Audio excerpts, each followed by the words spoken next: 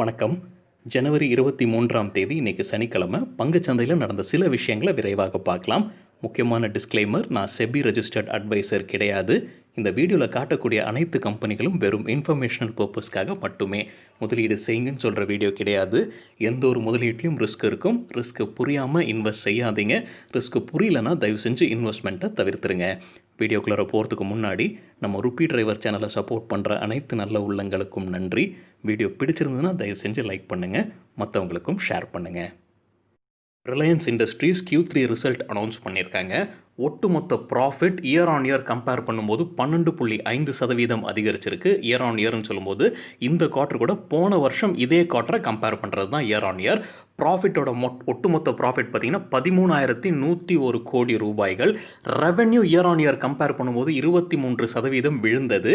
Revenue விழுந்துட்டும் profit அதிகமாக இருக்கிறதுக்கான காரணம் டேக்ஸ் கம்மியாக இருந்திருக்கு. அது மட்டும் இல்லாமல் எக்ஸ்பென்சஸை குறைச்சிருக்காங்க கம்பெனி. டிஜிட்டல் சர்வீசஸோட ரெவென்யூ 33% அதிகரிச்சிருக்கு.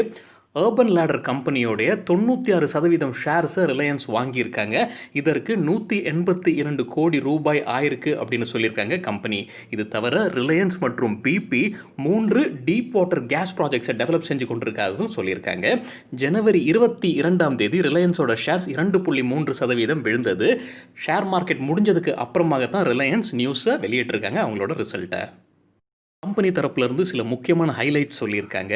இந்த குவார்ட்டருடைய consolidated profit after tax before exceptional items இருக்கிறதுலே அதிகமானது அவங்க ஹிஸ்ட்ரியிலே அப்படின்னு சொல்லியிருக்காங்க.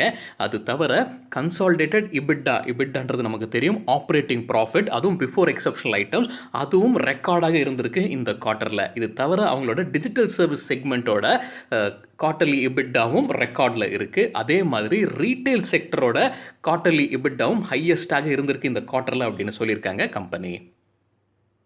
இது தவிர கம்பெனி சில இன்வெஸ்ட்மெண்ட் செஞ்சுருக்காங்க. $50 மில்லியன் அளவில் பிரேக் த்ரூ எனர்ஜி வெஞ்சர்ஸ் 2ன்ற இதில் இன்வெஸ்ட் செஞ்சுருக்காங்க. அது அமெரிக்காவில் இன்வெஸ்ட் செஞ்சுருக்காங்க கம்பெனி. அது தவிர ஐஎம்ஜி ரிலையன்ஸ் லிமிடெட் அப்படின்ற கம்பெனியை ஃபுல்லாக அவங்க வாங்கிட்டாங்க ஐஎம்ஜி கிட்டேருந்து. இப்போ அது ஒட்டுமொத்த ரிலையன்ஸுடைய கம்பெனி.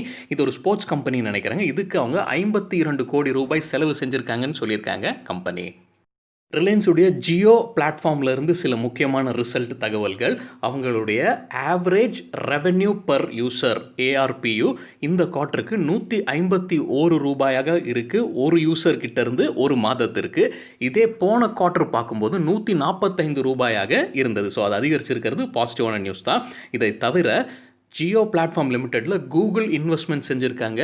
கிட்டத்தட்ட 33,737 கோடிகள். இதோட 7.73% ஸ்டேக் அவங்களுக்கு இருக்குது இந்த ஜியோ பிளாட்ஃபார்ம் லிமிடெட்டில். இதை கூட்டினதுக்கு அப்புறமாக டோட்டல் இன்வெஸ்ட்மெண்ட் பார்த்தீங்கன்னா 1,52,056 கோடிகள் இன்வெஸ்ட் ஆயிருக்கு. இது ஒட்டுமொத்த ஸ்டேக் பார்த்தீங்கன்னா 32.88 ஜியோ பிளாட்ஃபார்ம் லிமிடெட்டில்.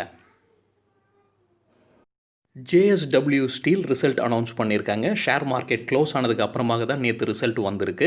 ரிசல்ட் பார்த்தீங்கன்னா அவங்களோட ரெவென்யூ இயர் ஆன் இயர் கிட்டத்தட்ட 22% அதிகரிச்சிருக்கு. Profit year on year compare பண்ணும்போது 309% அதிகரிச்சிருக்கு. ஸோ நல்ல பாசிட்டிவாக இருக்கிற மாதிரி தான் தெரியுது இது மேலோட்டமாக. இது தவிர அவங்க ஃபண்ட் ரைஸ் பண்ணுறதுக்கு அப்ரூவல் கொடுத்துருக்காங்க. கிட்டத்தட்ட $1 பில்லியன் ரைஸ் பண்ணுறதுக்கு அப்ரூவல் கிடைச்சிருக்கு. ஆனால் ஜனவரி 22ஆம் தேதி ஷேர் பிரைஸ் 4.4% விழுந்திருந்தது. எப்படி ரியாக்ட் பண்ண போகிறாங்கன்றது திங்கக்கிழமை தான் நம்ம பார்க்கணும். ஏன்னா ரிசல்ட் நேற்று ஷேர் மார்க்கெட் க்ளோஸ் ஆனதுக்கு பிறகு தான் வந்திருக்கு. Indian bank quarterly result announce பண்ணியிருந்தாங்க. நெட் ப்ராஃபிட் 514 கோடிகள். இதே குவார்ட்டர் போன வருஷம் பார்க்கும்போது கம்பெனிக்கு 1,739 கோடிகள் நஷ்டத்தில் இருந்திருக்காங்க. அலகாபாத்தை இந்த கம்பெனி கூட இணைத்து விட்டார்கள்ன்றது இந்தியன் பேங்க் சொல்லியிருக்காங்க. நெட் இன்ட்ரெஸ்ட் இன்கம் பார்த்தீங்கன்னா இயர் ஆன் இயர் கம்பேர் பண்ணும்போது 31% அதிகரிச்சிருக்கு. நான் பர்ஃபார்மிங் அசெட்ஸ் கிராஸில் பார்க்கும்போது 10.38 இருக்குது. டோட்டல் டெபாசிட்ஸ் 8% அதிகரிச்சிருக்கு இயர் ஆன் இயர் கம்பேர் பண்ணும்போது. இது மார்க்கெட் டைமிங்லேயே ரிசல்ட் அனௌன்ஸ் பண்ணியிருந்தாங்க இந்த கம்பெனி. ஸோ ஜனவரி 22ஆம் தேதி 1.6% அதிகமாக க்ளோஸ் ஆயிருக்கு, க்ரீனில் க்ளோஸ் ஆயிருக்கு. இது தவிர கம்பெனியுடைய போர்டு ஃபண்ட் ரைசிங்க்கு அப்ரூவல் கொடுத்துருக்காங்க. 4,000 கோடி ரூபாய் ரைஸ் பண்ண போகிறதாக சொல்லியிருக்காங்க. எப்படி ரைஸ் பண்ண போகிறாங்கன்றது ஒரு கிளாரிட்டி இல்லைங்க. ஒன்று ரைட்ஸ் இஷ்யூ வழியாக இருக்கலாம், இல்லைனா கவர்மெண்ட் ஷேர்ஸை விற்கிறதுக்கான வாய்ப்புகளும் இருக்குது. கவர்மெண்ட்ஸ் அதிகமாக ஷேர்ஸ் வச்சுருக்காங்க இந்த கம்பெனியில். அதை விற்று காசை ரைஸ் பண்ணுறதுக்கான வாய்ப்புகளும் இருக்குன்னு சொல்கிறாங்க. Yes Bank quarterly result announce பண்ணியிருக்காங்க. ப்ராஃபிட் 150.71 கோடிகள். இதே போன வருஷம் இந்த குவார்ட்டரில் நஷ்டத்தில் இருந்திருக்காங்க. 18,560 கோடி ரூபாய்களா இருந்தது. கிராஸ் நான் பெர்ஃபார்மிங் அசெட்ஸ் 15.36 இருக்குது. போர்டு வந்து ஃபண்ட் ரைஸ் பண்ணுறதுக்கு அப்ரூவல் கொடுத்துருக்காங்க. கிட்டத்தட்ட 10,000 கோடி ரூபாய் ரைஸ் பண்ண போகிறதாக சொல்லியிருக்காங்க. இது ஈக்விட்டி வழியாக இல்லைனா டெப்ட் வழியாக இருக்கலாம்னு சொல்லியிருக்காங்க. இந்த ரிசல்ட்டும் வந்து ஷேர் மார்க்கெட் டைமிங் முடிஞ்சதுக்கு அப்புறமாக தான் வந்து ஸோ எப்படி ரியாக்ட் பண்ண போகிறாங்கன்றது நம்ம திங்கக்கிழமை தான் பார்க்கணும். ஜனவரி 22ஆம் தேதி எஸ் பேங்கோட ஷேர் ப்ரைஸ் 1.5% விழுந்திருந்தது. லைஃப் இன்சூரன்ஸ் கம்பெனிகளான எஸ்பிஐ மற்றும் ஹெச்டிஎஃப்சி லைஃப் ரிசல்ட் அனௌன்ஸ் பண்ணியிருந்தாங்க. எஸ்பிஐ லைஃபோடது ப்ராஃபிட் பார்த்தீங்கன்னா இயர் ஆன் இயர் கம்பேர் பண்ணும்போது 40.3% விழுந்தது. ப்ராஃபிட்டோட எண்ணிக்கை 232.85 கோடிகள். நெட் ப்ரீமியம் இன்கம் பார்த்தீங்கன்னா அதிகரிச்சிருக்கு இயர் ஆன் இயர் 17.7%. இந்த கொரோனா காரணமாக கிளைம்ஸ் வந்ததில் இந்த கம்பெனி 70.4 கோடிகள் அதற்காக ஒதுக்கியிருக்காங்க அப்படின்றதையும் சொல்லியிருக்காங்க. ஹெச்டிஎஃப்சி லைஃப் பார்த்தீங்கன்னா ப்ராஃபிட் இயர் ஆன் இயர் 5.89% அதிகரிச்சிருக்கு. ப்ராஃபிட்டோட எண்ணிக்கை 264.99 கோடிகள். நெட் ப்ரீமியம் இன்கம் பார்த்தீங்கன்னா அதிகரிச்சிருக்கு இயர் ஆன் இயர் 20.8%. இந்த கம்பெனி தரப்பில் கொரோனாக்காக 90 கோடி ரூபாய் வந்து செட்டில்மெண்ட் நடந்திருக்குன்றது சொல்லியிருக்காங்க கம்பெனி. ஹெச்டிஎஃப்சி லைஃபோட ஷேர் ப்ரைஸ் ஜனவரி 22ஆம் தேதி கிட்டத்தட்ட 2% விழுந்தது. ஷேர் மார்க்கெட் டைமிங் முடிஞ்சதுக்கு அப்புறமாக தான் ஹெச்டிஎஃப்சி லைஃப் ரிசல்ட் அனௌன்ஸ் பண்ணியிருந்தாங்க. ஸோ நம்ம பொறுத்திருந்து பார்க்கணும் ரியாக்ஷன் எப்படி இருக்குன்னு. எஸ்பிஐ லைஃப் பார்த்தீங்கன்னா ஷேர் ப்ரைஸ் 2% விழுந்திருந்தது வெள்ளிக்கிழமை. மார்க்கெட் டைமிங்லேயே வந்து எஸ்பிஐ லைஃப் வந்து அவங்களோட ரிசல்ட்டை அனௌன்ஸ் பண்ணியிருந்தாங்க. Neelamalai agro industries buyback announce பண்ணியிருந்தாங்கன்னு நம்ம நேற்று வீடியோவில் பார்த்துருந்தோம். விரைவாக பைபேக்கோட எண்ணிக்கை பார்த்தீங்கன்னா 25,350 ஷேர்ஸு. இது ஒட்டுமொத்த ஷேர்ஸோட 4%. ஒரு ஷேருக்கு 1,600 ரூபாய் கொடுக்கறதாக சொல்லியிருக்காங்க. இதற்காக போகிற செலவு பார்த்தீங்கன்னா 4,05 லட்சம் ரூபாய் டெண்டர் ஆஃபர் வழியாக செய்ய போகிறதாகவும் சொல்லியிருந்தாங்க. ரெக்கார்ட் டேட் நேற்று நம்ம பார்த்த வீடியோவில் அந்த டைமில் கம்பெனி அனௌன்ஸ் பண்ணல. இப்போ ரெக்கார்ட் டேட்டை அனௌன்ஸ் பண்ணியிருக்காங்க கம்பெனி February 5ஆம் தேதி அப்படின்றது. வெள்ளிக்கிழமை இந்த கம்பெனியோட ஷேர் ப்ரைஸ் 5% அதிகரிச்சது. வெண்ட் கம்பெனி அவங்களோட இன்ட்ரிம் டிவிடெண்டை டிக்ளேர் பண்ணியிருக்காங்க. 10 ரூபாய் ஒரு ஷேருக்கு அப்படின்றத டிக்ளேர் பண்ணியிருக்காங்க. ரெக்கார்ட் டேட் February 4ஆம் தேதின்றதையும் சொல்லியிருக்காங்க. பணத்தை வந்து February 18ஆம் தேதிக்குள்ளார டெபாசிட் செய்யப்படும்னு கம்பெனி சொல்லியிருக்காங்க.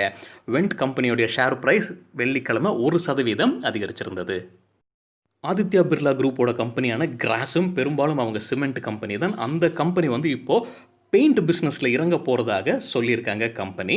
போர்ட் ஆஃப் டைரக்டர்ஸ் அப்ரூவல் கொடுத்துருக்காங்க. ஆனால் ஷேர் ஹோல்டர்ஸ் அப்ரூவலுக்கு இன்னும் பெண்டிங். ஷேர் ஹோல்டர்ஸ் அப்ரூவல் 22 Februaryக்குள்ளார வாங்கப்படும் அப்படின்னு கம்பெனி தெரிவிச்சிருக்காங்க. வெள்ளிக்கிழமை இந்த கம்பெனியோட ஷேர் ப்ரைஸ் 1.2% விழுந்திருந்தது. இந்த கம்பெனி ஸ்டாக் எக்ஸ்சேஞ்சுக்கு சப்மிட் பண்ண லெட்டரில் என்ன சொல்லியிருக்காங்கன்னா, இவங்க பெயிண்ட்ஸ் தயாரிக்கிறது மற்றும் இம்போர்ட் எக்ஸ்போர்ட் அதை விற்பனை அதெல்லாமே செய்ய போகிறதாக சொல்லியிருக்காங்க. இது தவிர 5,000 கோடி ரூபாய் இதற்காக ஒதுக்கப்படும் அப்படின்றதையும் சொல்லியிருக்காங்க. ஒரு 3 வருஷ கால அளவில் அப்படின்றதையும் கம்பெனியோட தரப்புலேருந்து சொல்லியிருக்காங்க. கிராம்ப்டன் கிரீவ்ஸ் கன்சியூமர் எலக்ட்ரிக்கல்ஸ் லிமிடெட் அவங்க ரிசல்ட்டை அனௌன்ஸ் பண்ணியிருக்காங்க. ஷேர் மார்க்கெட் டைமிங் முடிஞ்சதுக்கு அப்புறமாக தான் அனௌன்ஸ் பண்ணாங்க. விரைவாக ரிசல்ட்டை பார்க்கலாம். இயர் ஆன் இயர் கம்பேர் பண்ணும்போது 25.64% அதிகரிச்சிருக்கு revenue. Profit year on year பார்க்கும்போது 6.14% விழுந்திருக்கு. ஸோ எப்படி ரியாக்ட் பண்ண போகுது ஷேர் மார்க்கெட்ன்றது திங்கக்கிழமை தான் பார்க்கணும். ஹேவல்ஸ் நல்ல ஒரு ரிசல்ட் அனௌன்ஸ் பண்ண உடனே கிராம்ப்டன் கிரீவ்ஸும் ஷேர் ப்ரைஸ் அதிகரிச்சது அந்த நேரத்தில். இது எப்படி ரியாக்ட் பண்ண போகுதுன்னு திங்கக்கிழமை பார்க்கலாம். ராமகிருஷ்ணா ஃபோர்ஜிங்ஸ் பார்த்தீங்கன்னா ரிசல்ட்டை அனௌன்ஸ் பண்ணியிருக்காங்க. அவங்க வெள்ளிக்கிழமை மதியமே அனௌன்ஸ் பண்ணியிருக்காங்க. ஷேர் ப்ரைஸ் 2% விழுந்திருந்தது வெள்ளிக்கிழமை.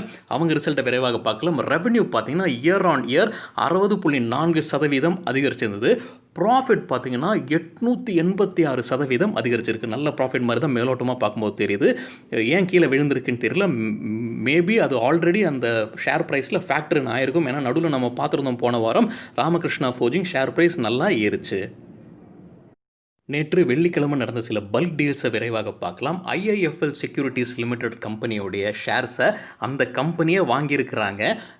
18,50,000 ஷேர்ஸ் வாங்கியிருக்காங்க. ஒரு ஷேருக்கு ₹50.76 விலைக்கு. ஆனால் நேற்று இந்த கம்பெனியோட ஷேர் ப்ரைஸ் 0.77% விழுந்திருந்தது. திங்கக்கிழமை பார்க்கணும் எப்படி ரியாக்ட் பண்ண போகிறாங்கன்றது.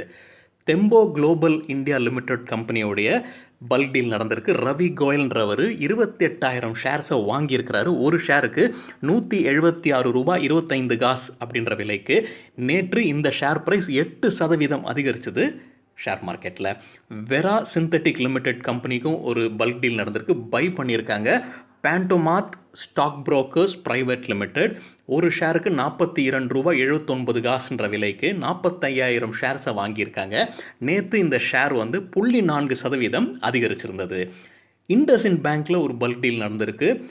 போஃபா செக்யூரிட்டிஸ் யூரோப் எஸ்என் தான் பேர். போஃபான்றது வந்து பேங்க் ஆஃப் அமெரிக்காவை கூட இருக்கலாம். அவங்க வந்து 39,50,000 ஷேர்ஸ் வாங்கியிருக்காங்க. ஒரு ஷேருக்கு $928 அப்படின்றதுக்காக. ஸோ ஃபால் பார்த்தீங்கன்னா 3% நேற்று ஷேர் ப்ரைஸ் விழுந்தது வெள்ளிக்கிழமை இண்டஸ்இண்ட் பேங்க். இது யார் விற்றுருக்காங்கன்னு பார்க்கும்போது ஒரு செல்லும் நடந்திருக்கு. UBS principal capital Asia limited அதே அளவிலான ஷேர் எண்ணிக்கை அதே ப்ரைஸ்க்கு அவங்க விற்றுருக்காங்க. ஸோ போஃபா வாங்கியிருக்காங்க. பேங்க் ஆஃப் அமெரிக்காவை தான் இருக்குன்னு நினைக்கிறேங்க. அது இன்னும் கிளாரிஃபை பண்ணலண்ணா. சென்ற வாரம் எஃப்ஐஐ டிஐஐ டேட்டா விரைவாக பார்க்கலாம். இப்போ நம்ம ஸ்க்ரீனில் பார்த்துக்கிட்டு இருக்கிறது எஃப்ஐஐயோட டேட்டா ஒவ்வொரு நாளுக்கும் உரியது. இதில் பார்க்கும்போது திங்கக்கிழமை நெட் பையர்ஸாக இருந்திருக்காங்க, செவ்வாய்க்கிழமை நெட் பையர்ஸாக இருந்திருக்காங்க, புதன்கிழமையும் நெட் பையர்ஸாக இருந்திருக்காங்க, வியாழக்கிழமையும் நெட் பையர்ஸாக இருந்திருக்காங்க எஃப்ஐஐ. வெள்ளிக்கிழமை மட்டும்தான் அவங்க செல் பண்ணியிருக்காங்க. ஸோ ஒட்டு மொத்தமாக இந்த வாரத்தில் பார்க்கும்போது எஃப்ஐஐ 4,176 கோடிகள் நெட் பையர்ஸாக இருந்திருக்காங்க. அதே நேரத்தில் டிஐஐ டொமஸ்டிக் இன்வெஸ்டர்ஸுங்க அதை பார்க்கும்போது அவங்க திங்கக்கிழமை, செவ்வாய்க்கிழமை, புதன்கிழமை, வியாழக்கிழமை, வெள்ளிக்கிழமை அனைத்துமே நெட் செல்லர்ஸாக இருந்திருக்காங்க. ஸோ ஒட்டு மொத்தமாக இந்த வாரத்தில் 3,436 கோடி ரூபாய்கள் நெட் செல்லர்ஸாக இருந்திருக்காங்க டொமஸ்டிக் இன்வெஸ்டர்ஸ், டொமஸ்டிக் இன்ஸ்டிடியூஷனல் இன்வெஸ்டர்ஸுங்க. இந்த பட்டியலில் டிஐஐ பார்த்தீங்கன்னா ஒவ்வொரு நாளும் சென்ற வாரம் அவங்க செல்லிங்கை அதிகரித்து கொண்டே வர்றத பார்க்கலாம். Talwalkars better value fitness company பேங்க்ரப்சிக்கு அப்ளை பண்ணியிருந்தாங்க. அதோடைய இன்சால்வன்சி ப்ரொசீடிங்ஸ் ஆல்ரெடி ஆரம்பிச்சிடுச்சு அப்படின்ற தகவல் வந்திருக்கு. ஜனவரி 18 ஜூலை 17 இது முடிவடையும்ன்ற தகவல் சொல்லியிருக்காங்க. இந்த கம்பெனிக்கு கடன் கொடுத்தவங்க அந்த கடன் திருப்பி வரல அப்படின்னா கிளைம்ஸை February 3 சப்மிட் பண்ணணும்னு சொல்லியிருக்காங்க. தல்வாக்கர்ஸ் பெட்டர் வேல்யூ ஃபிட்னஸ் ஒரு பென்னி ஸ்டாக் இப்போ ட்ரேட் ஆகலை இந்த இஷ்யூஸ்னால அப்படின்றது நம்ம புரிந்து கொள்ளலாம். சரிங்க, போன வாரம் நிஃப்டி மற்றும் மற்ற ஸ்டாக்ஸ் எப்படி பர்ஃபார்ம் பண்ணாங்க அப்படின்றத விரைவாக பார்க்கலாம். நிஃப்டி கிட்டத்தட்ட 62 புள்ளிகள் விழுந்தது. போன வாரத்து கூட கம்பேர் பண்ணும்போது 0.43% குறைவாக க்ளோஸ் ஆயிருக்கு.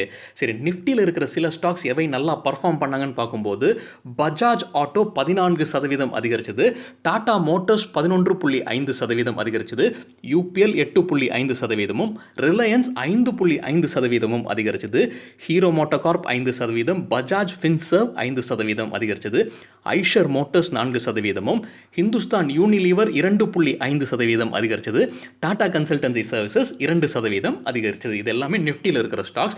நிஃப்டியில் எல்லாமே பொதுவாக எந்தெந்த ஸ்டாக்ஸ் நல்லா பர்ஃபார்ம் பண்ணாங்கன்னு பார்க்கும்போது ஜேகே டயர்ஸ் 49% அதிகரிச்சது, Gateway Distriparks 31%, Mangalam Organics 28% அதிகரிச்சது, Orchid Pharma 27.5%, doctor Agarwal hospital 27% அதிகரிச்சது, Apollo Tyres 26%, Cyient limited 21%, Sundaram Claytons 21% அதிகரிச்சது, மிண்டா இண்டஸ்ட்ரீஸ் 20%, சியட் 19% அதிகரிச்சது, சாரேகாமா 16% அதிகரிச்சது, மஹிந்திரா லாஜிஸ்டிக்ஸ் 15% அதிகரிச்சது.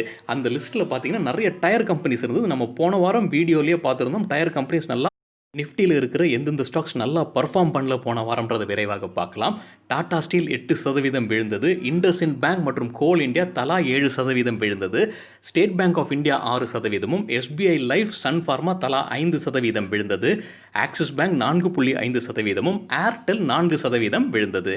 நிஃப்டி தவிர வேறு எந்தெந்த ஸ்டாக்ஸ் நல்லா பர்ஃபார்ம் பண்ணலன்றது பார்க்கும்போது டாடா ஸ்டீல் லாங் ப்ராடக்ட்ஸ் 18% விழுந்தது, ஆண்டனி வேஸ்ட் ஹேண்ட்லிங் செல் 16% விழுந்தது, பந்தன் பேங்க் 14.5%, பயோஃபில் கெமிக்கல்ஸ் 14.5% விழுந்தது, பயோகான் லிமிடெட் மற்றும் ஆலம்பிக் ஃபார்மா தலா 13% விழுந்தது, டாடா மெட்டாலிக்ஸும் 13%, மிஸ்ஸஸ் பெக்டர் மற்றும் ஆஸ்ட்ராசெனகா ஃபார்மா தலா 11% விழுந்தது. இதில் பார்க்கும்போது நிறைய ஃபார்மா செக்டரை சார்ந்த கம்பெனிகளும் இருக்குது. கிட்டத்தட்ட 4 கம்பெனிகள் இந்த பட்டியலில் இடம் பிடிச்சிருக்கு.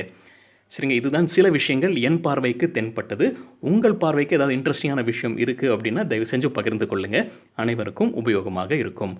வீடியோ பத்தியான ஃபீட்பேக்கும் தயவு செஞ்சு பகிர்ந்து கொள்ளுங்க. நன்றி. வணக்கம்.